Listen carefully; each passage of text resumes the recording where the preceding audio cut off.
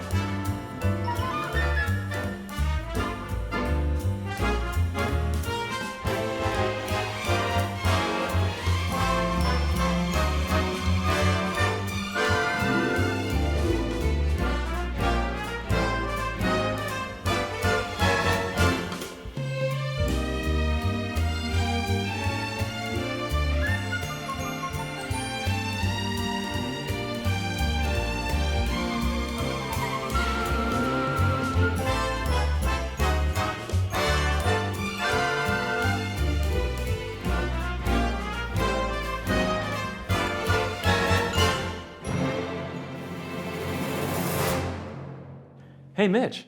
What, Jonathan? Guess who's taking an elevator to see us now? Who?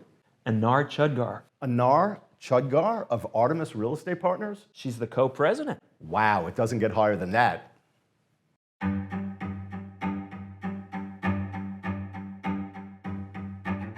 Anar has a unique story to tell about how she achieved this accomplishment. Tremendous, humble beginnings to the apex of her industry. Hi, I'm Anar Chudgar. I'm co-president of Artemis Real Estate Partners, and I'm about to go on the elevator pitch with Jonathan and Mitch, and I'm super excited for the opportunity. Hey, Mitch. Yes, Jonathan? You know what makes Elevator Pitch with Jonathan and Mitch so special?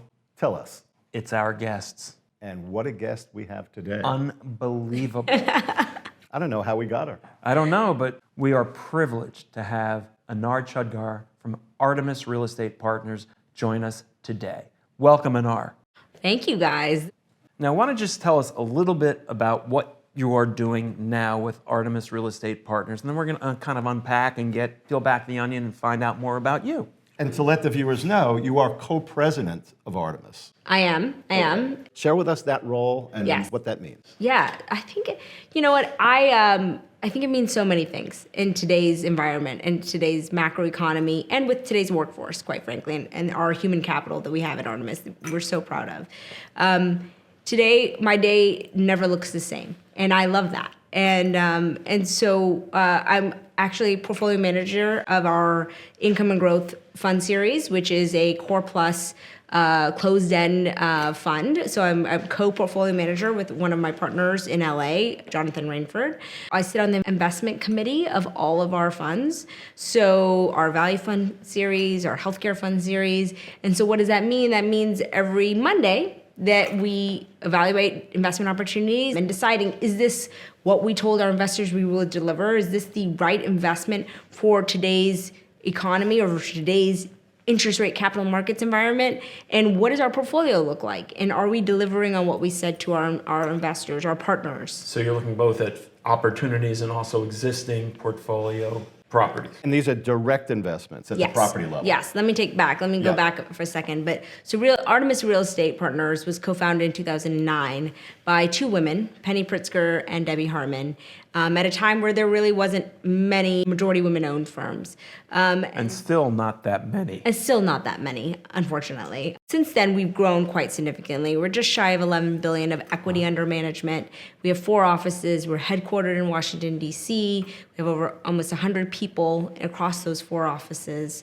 And we invest directly in real estate properties across all asset classes, commercial, residential, and we invest on behalf of our investors or our partners, as we say, and they're 95% institutional capital. Are you operating as well, or are you tag teaming, joint venturing with local operating partners? We're joint venturing with local operating partners, but I like to say Artemis's approach is we're on the ground with those operating partners. Our team has local expertise, geographic expertise, and asset class expertise. So over 50% of our team are just focused on acquisitions. And that's a quite diverse team too, because we have over 50% of our team is women or minorities, which we're very proud of.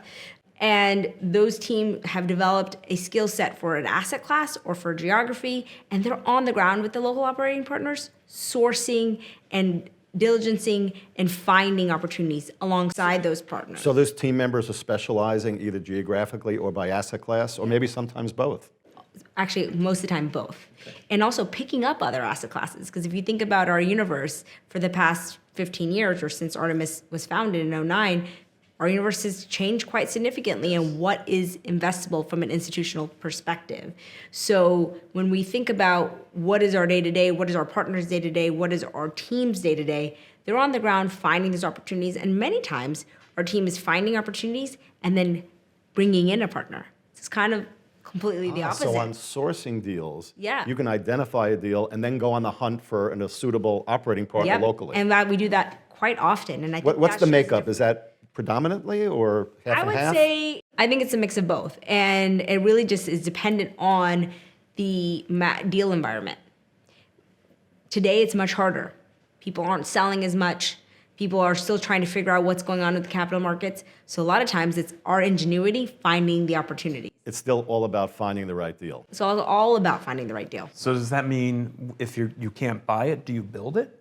We will occasionally build if it's a build to suit, or if it's a opportunity where it makes sense vis-a-vis replacement cost and where things are trading in the submarket, if it makes sense to build. But today it's been really difficult because the cost to build is significantly higher than historically ever has been. What is the dating ritual between you and the local players? Local player X has a deal, has a property, has a Yeah. potential investment. They send you an email, they pick up the phone, they text you. What's the process? We meet with everyone. We have an open door policy. We always meet with everyone. Then we evaluate the track record. We don't want you to be solely dependent on our capital. We celebrate people and partners who have multiple sources of capital. We think diversified pools of capital is important, and that's how we raised our business. So Anar, a lot of what Artemis Real Estate Partners does, based on the founding with Debbie and Penny, is that you invest in a lot of emerging and minority-owned businesses. But part of the issue with some of these emerging managers or minority-owned businesses, they haven't had the opportunity to actually prove out their thesis. They may be a lift out from another organization, or they're just a startup. Right. How do you give them the opportunity? And I want to perform. get into that, Yeah. that part of your We don't business. invest with anybody who's a nascent investor. So we're never going to invest with someone who's a nascent investor. What does that mean? That means you could be a startup, you could be a lift out, but I still will be able to figure out what your track record is because you have been investing for a period of time. Yeah, they may not have a track record in their new venture, but previously. Or something that's not attributable to them. We know everyone, and so we can figure it out. So I would say that's not the deterrent, at least to invest with Artemis. That's not the deterrent. And we have a small cap approach into how we think about investing, i.e., where is there inefficiency in the market? And we've had that since 2009. Inefficiency we've seen is in the middle market, and we've seen that efficiency not only in our operating partners, whether they're diverse and minority owned, or they're called emerging managers, or they're just deal by deal folks who've historically invested on behalf of friends and family.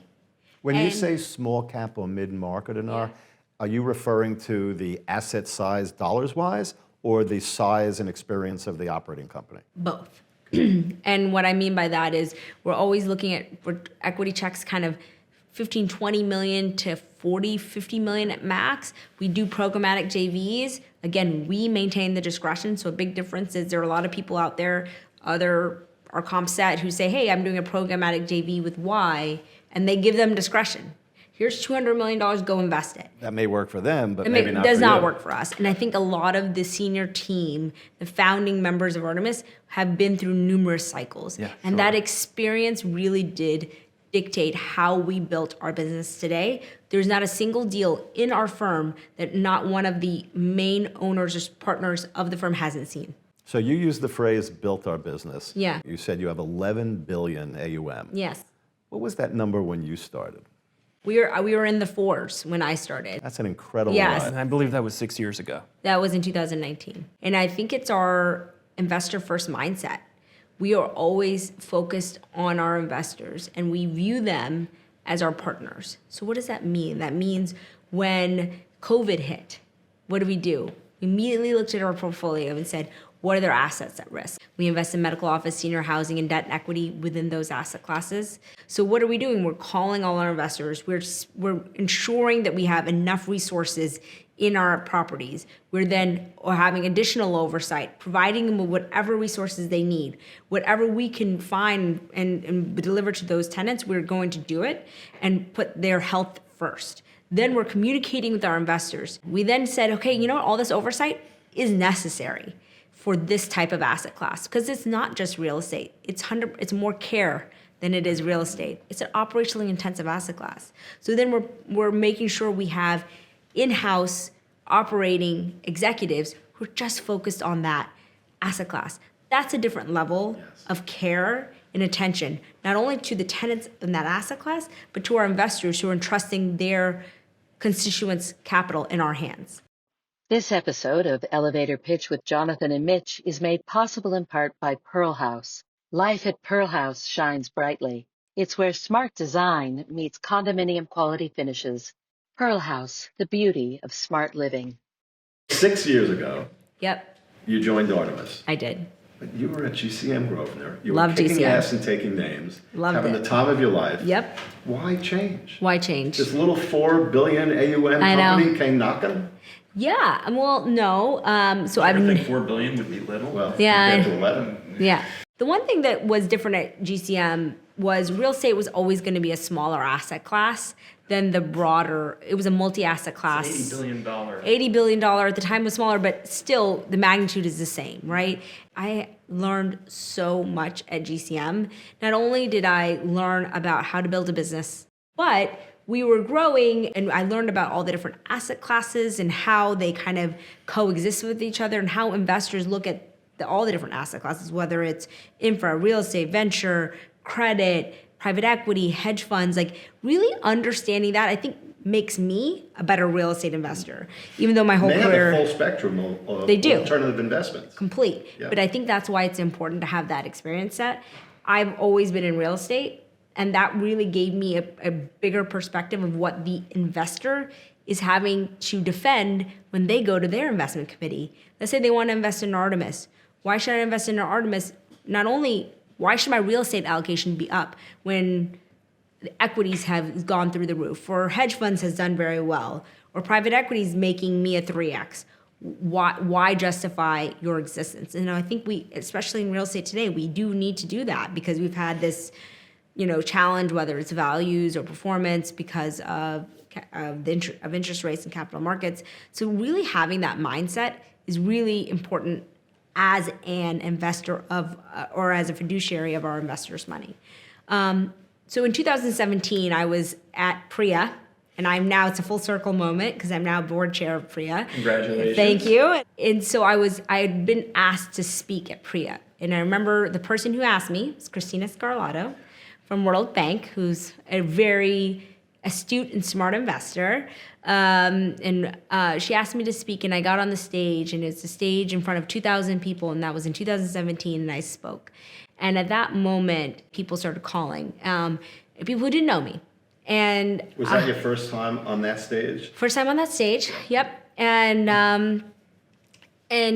that moment changed kind of trajectory of how I thought about my career. At Grosvenor, we sat on the GP and the LP side. We were in this like kind of middle ground of everything. For me, it was multiple things. I wanted to be able to perform, number one, where I can show my track record of investing would equate to better returns for our investors. Number two, I wanted to be at an organization where my voice was not a token voice, where I was judged and evaluated, again, based on my performance and based on my talents and my strengths. Where you can make an impact. Where I can make an impact. And number three, I wanted to be in an organization where really enjoyed going to work every day. And it was a no jerk policy, right? I did not wanted That's to go. a nice way to call it. Yeah. Really That's a nice. nice one. Nice. And Yeah. that was my bar because I have a family. I have 2 kids, a great husband.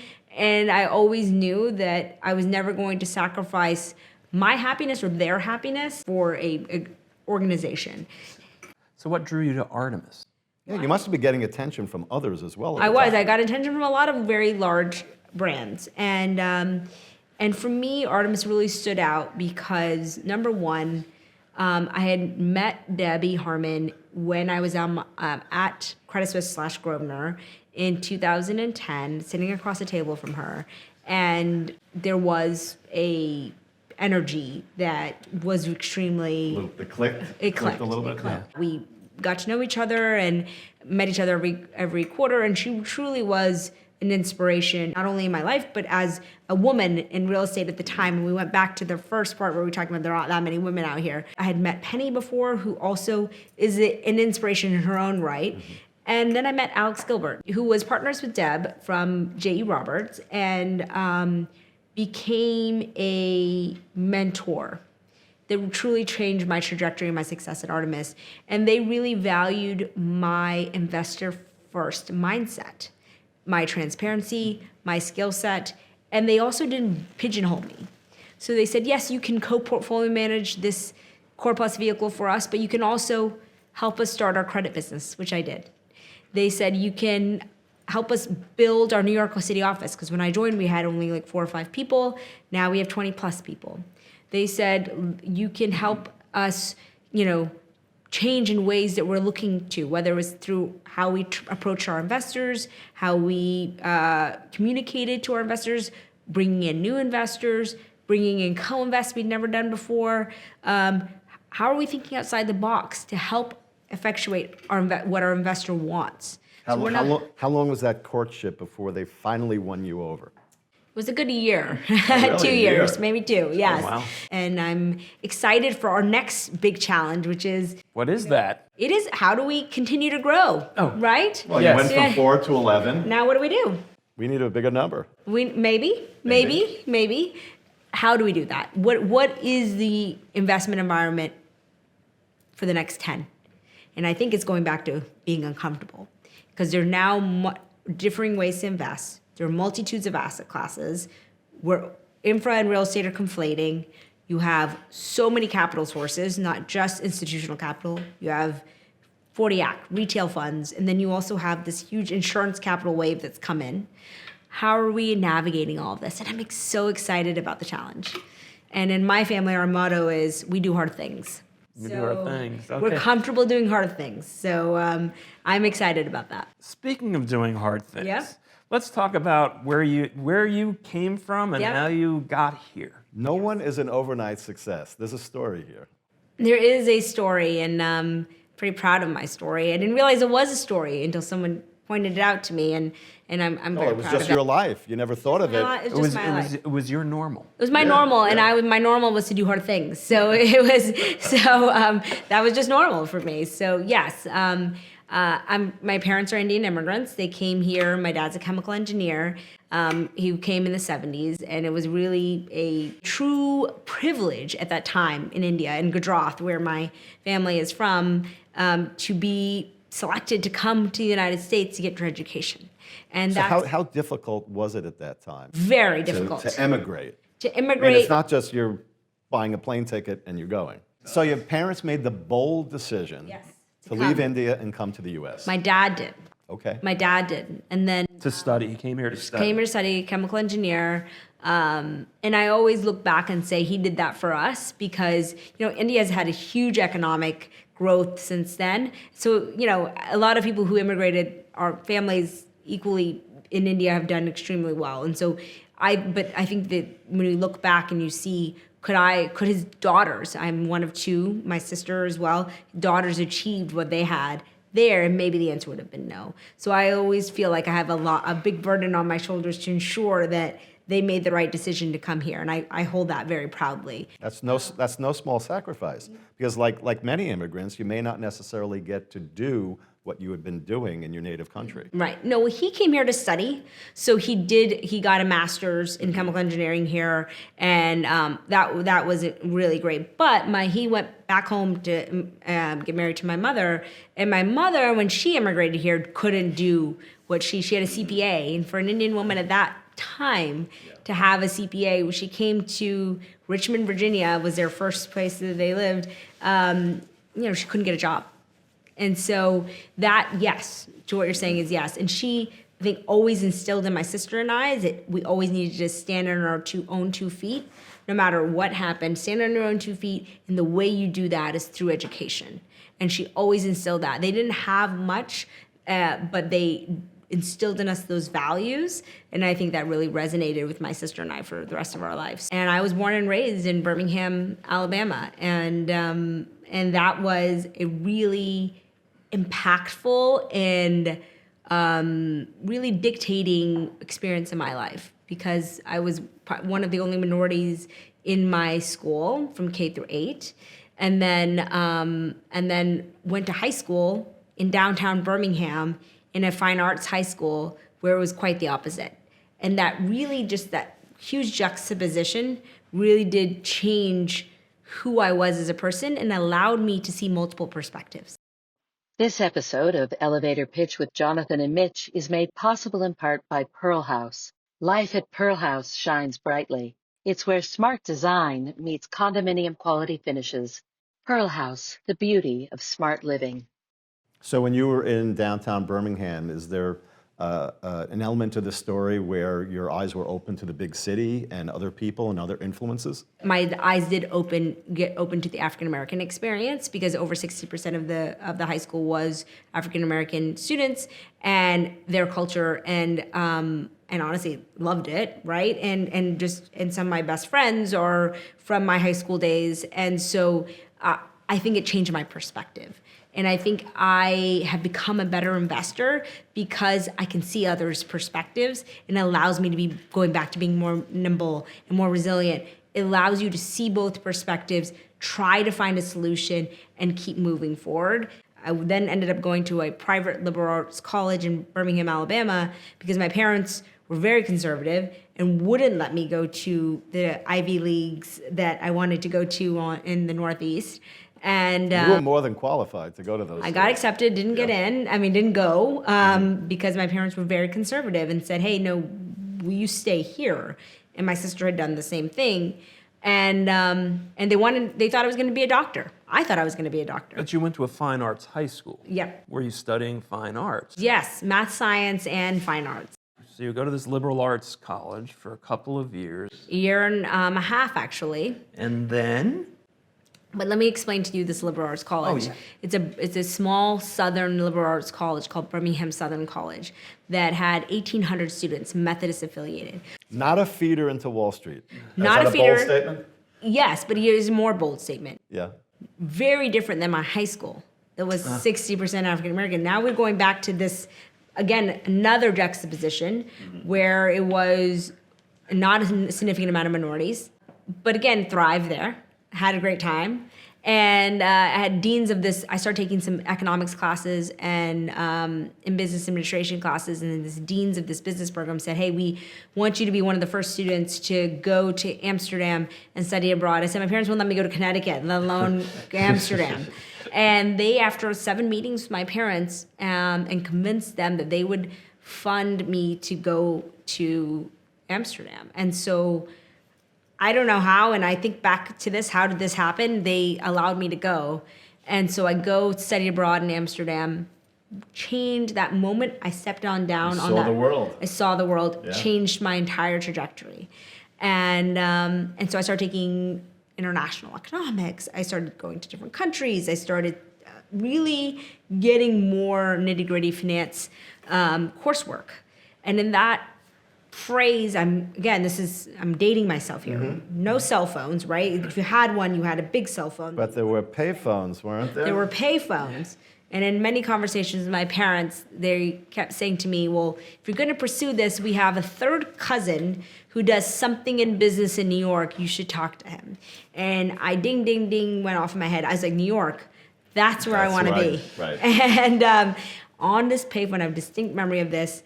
I had a phone number written. So I go back to how did I write this phone? How did I listen to my dad and write this phone number down and have the conversation? And Did you then have enough quarters to feed the payphone? I did, actually. I had a big bag of quarters, of euro. It wasn't even euros. It wasn't the euros. It was guilders. It was guilders. It was guilders. Yes. It was guilders. And All right, so you're in a payphone in Amsterdam with a bag of guilders talking to a third cousin who's on Wall Street. Who was on Wall Street, who worked at Solomon Smith Barney. And he told me about investment banking, and I had never heard about it a day in my life. And that was the first moment that I knew that that career existed. Wow. And I said, hey, this is what I want to do.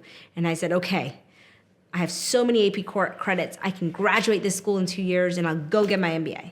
And he said, no. He's like, you should transfer because you're not going to get the job you want from the school. And so the next morning, I woke up, I logged in an application. That's exactly how it happened. The only person who read my essays was my sister, who at the time was in medical school. So she had no knowledge of anything Wharton-oriented, but could grammatically check my essays. And I submitted, and I got in. At that point, I love using this term. I had the chutzpah to say, hey, I can do this. And I like doing hard things, and I'll pay for it. I'll do it all myself. And I'm going to Pennsylvania. And I'm going to Pennsylvania. And I flew from Amsterdam to Pennsylvania. And Did you stop on the way home? I did stop on the way home, but Just looking out for you. I'm looking out for your parents. Yeah, I had to like drop off the Euro wear and had to reset for Philly. Trade in your leftover guilders. Trade out my leftover guilders. And then I went to Wharton, which was the most unique experience in my college life, because people have been, and I look at it for my children, right, who now grow up in New York City. People have been groomed to go there for centuries, and I just flopped in the middle, and so I love doing the hard things, and those 2 years were hard. This episode of Elevator Pitch with Jonathan and Mitch is made possible in part by Pearl House. Life at Pearl House shines brightly. It's where smart design meets condominium quality finishes. Pearl House, the beauty of smart living. What was the initial adjustment like? You're a fish out of water, more or less. Not being the smartest person in the room. And so it was quick to be like, okay, you can't rest on your laurels here. Mm-hmm. You got to step it up. And so I did. And then the dot-com bubble bust. And you think about this. It's like, I came to the school. I'm paying for this. And now if I don't get a job, then all of this was for nothing. And I have failed. That's a mindset. Wow. And so I have to pay back this huge loan that we have. I can't go back to Alabama. What am I doing?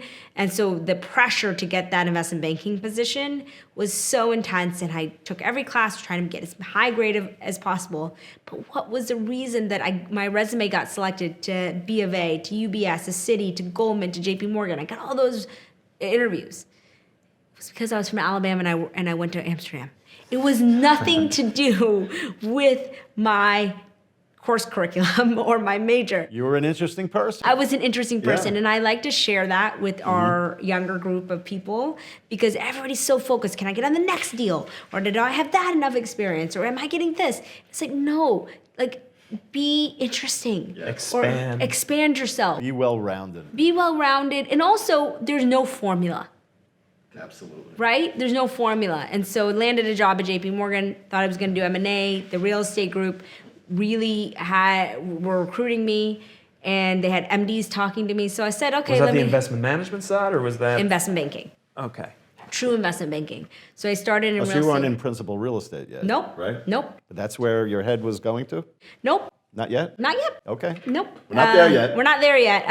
I didn't know, right? Because no one You're told me. still feeling it out. Okay. Well, no one told me. They were like, oh, you do banking, then you do buy side. No, like, I didn't get that until I landed in investment banking. And everybody's like, no, you do this and you do that. The good news was, when I started real estate, I fell in love with it. And it was a great time to be in investment banking in 03 to 05. All the take privates, I was lead left on the student housing REITs IPOs. So fascinating. It was the institutionalization of the alternative asset classes. And I get to work on everything. Worked a ton, because again, coming out of the dot-com bubble bust, it was leanly staffed. So we were working all the time. There was no limitations on working, but we saw so much. So we saw all the financing, we saw the take privates, we saw divestitures, Wyndham International. I worked on that for 2 years. Blackstone acquiring a portfolio, then we took it private, then we ended up selling the whole thing, a partial of it, after restructuring it to Blackstone. And so it was a it was a really interesting time, but then I knew I wanted to be on the buy side. And so then it started my path, my convoluted path to the buy side. I will just say that all these experiences really gave me perspective, and it makes me a better investor today. This episode of Elevator Pitch with Jonathan and Mitch is made possible in part by Pearl House. Life at Pearl House shines brightly. It's where smart design meets condominium quality finishes.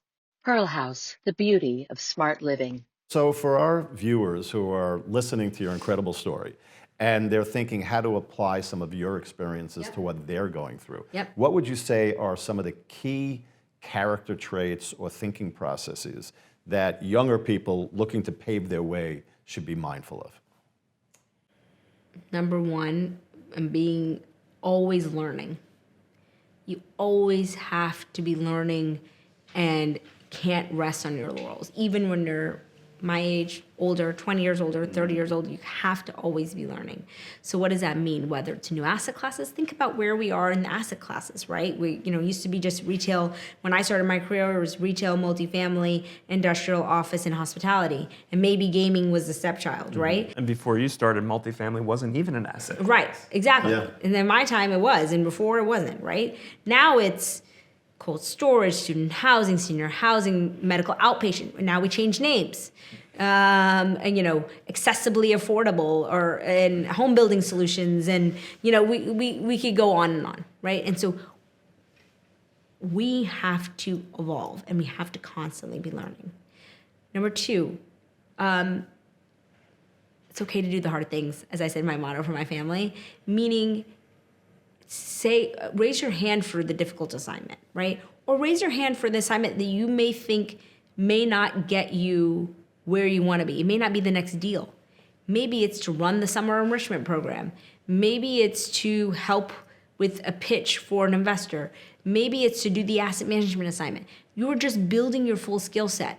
That's going to help you. The things that helped me the most were the things that I didn't think were going to be my top priority. Is it kind of don't stay in your comfort zone? Exactly. Branch out, understand everything that's going on in your organization. Don't get locked in. Yeah. Don't get locked in. I'm speaking to someone who's really struggling with their position, and the person was telling me about, again, the real estate arm being small compared to the huge other asset class that that the firm was a revenue driver. And I said to this person, real estate's a tiny revenue driver. Of course there's going to be volatility now. You have to think about that. Like understand what else is going on in your organization, right? I always tell our team it's a marathon, not a sprint. Mm-hmm. And if you think about that, think about the people who were sprinters in the past 6 years. Sometimes they don't necessarily are performing the way that they thought they were going to perform. And that kind of brings us to one of the questions we like to ask here is, what problems are you looking to solve? Wow, I have so many problems. Not your personal problems. Oh, yes, I know. But problems all above, right? There's all so of many the above. How's all that? the above problems. Listen, I think that we still continuously have a financing problem, right, in real estate. It's not just the financing sources. Now we're seeing some melting of the banks, and we're seeing more capital flow through, but we have a capital gap problem. We have a cost of capital problem. How are we solving that and continuing to make our 20% high teens returns in our value fund series, right? How are we outperforming for our investors? Because where's the cost of capital problem, right? There's a scale problem. How do you build and scale a business? How are you continually motivating your team? We've had 3 years of kind of tepid growth in real estate, right? We are a human capital business. That's what we are. How are we motivating our team? How are we incentivizing them to stay and keep? How do you keep them engaged? How do you keep them engaged? So these are the problems that I think about when you started this conversation. So what are you doing every day? I think about the problems. How are we solving those problems? And someone said to me, it's not about solving the big problems. It's not solving the small problems every day, which equates to a large solution. Before they become big problems. Right, and being proactive because, you don't want to let them become a big problem. And how do we continue to keep our diverse workforce, which we have, and we have the benefit of just having some amazing, talented folks, continuing to be motivated and excited about their opportunities. And my job is to continue to show that there is this amazing career trajectory for them and keep them in our asset class, in our space, and pay it forward, quite frankly, because I've benefited from some amazing mentorship, and I look forward to, doing the same for others. So. Excellent. Are we getting close to the lightning round? I think we are getting close to the lightning round. No. Shall we? Yeah. This has gone by super fast, so I could be here for hours. Time flies when you're having fun. We are having fun. So 3 quick questions, quick answers, get to know you a little bit more. Okay. And they're silly, but here we go. Okay. Favorite pizza topping? Olives. Black olives. Black olives, nice.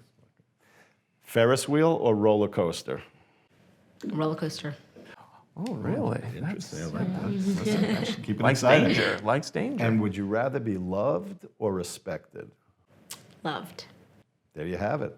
And that says so much about the industry as well. More people say they rather be loved than respected. I love that. Well, you have to, because if you don't have love, that's pretty, Well, if have you're loved, you respect. are respected. Exactly. Or what is respect? What's the definition of respect? It's what you define it to be, right? I don't need all these people to say they respect me. I care about the fact that if my children or my family, my parents love me, or the team, or how they view me, and how I show up for them, right? It's about service.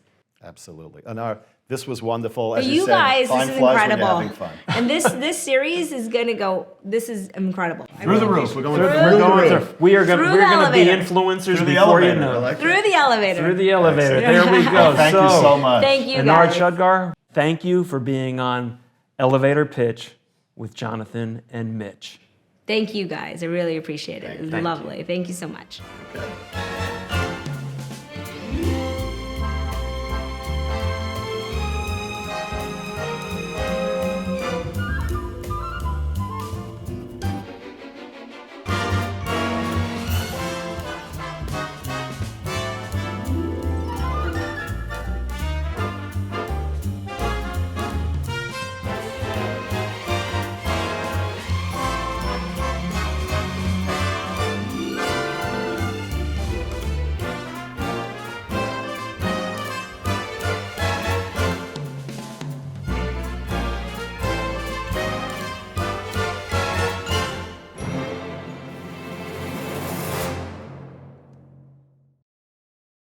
This episode of Elevator Pitch with Jonathan and Mitch was made possible in part by Pearl House, a Van Barton Group holding.